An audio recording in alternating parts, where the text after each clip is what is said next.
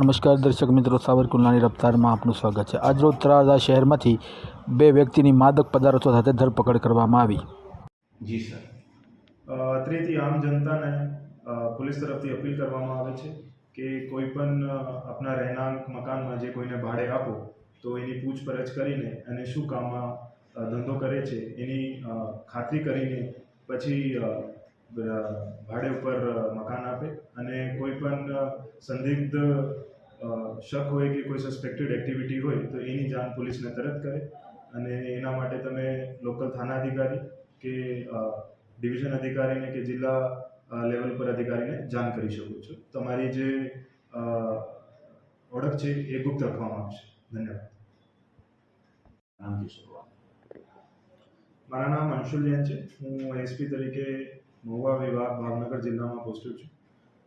ગઈકાલ તારીખ 12/9ના રોજ તળાજાના ખોજાવાડ વિસ્તારમાં મહુવા વિભાગ પોલીસ ટીમને મળી બાતમી આધારે એક એનડીપીએસ હેઠળ રેડ કરવામાં આવી છે, જેમાં 2 ઇસમો અને એનડીપીએસ એક્ટ હેઠળ નિયંત્રિત પદાર્થો જેમાં અફીણ અને પોસ્ટ ડેટા મળી આવેલ છે। આ 2 આરોપીઓ રાજસ્થાનના ઝાલાવાડ જિલ્લાના રહેણાંક છે અને છેલ્લા અમુક વર્ષોથી અહીંયા આવીને જે નાર્કોટિક્સ પદાર્થ હોય છે એની હેરફેરમાં સંકળાયેલ હતા।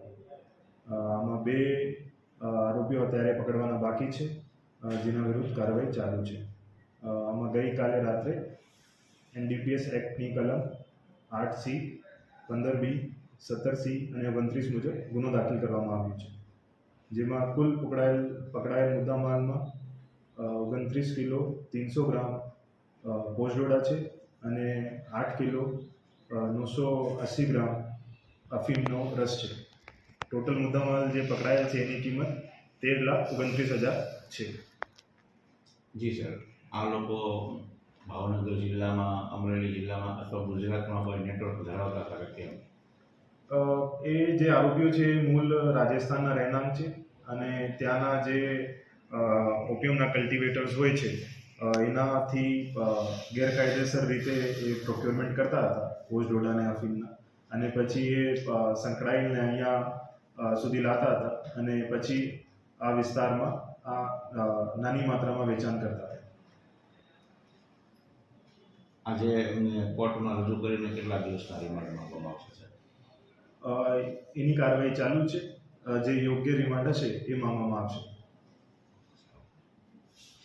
ઝડપાયેલા આરોપી સામે કડક કાર્યવાહી કરવાની માંગ લોકો કરી રહ્યા છે। Bureau report, Iqbal Sorathiya, Mahuva.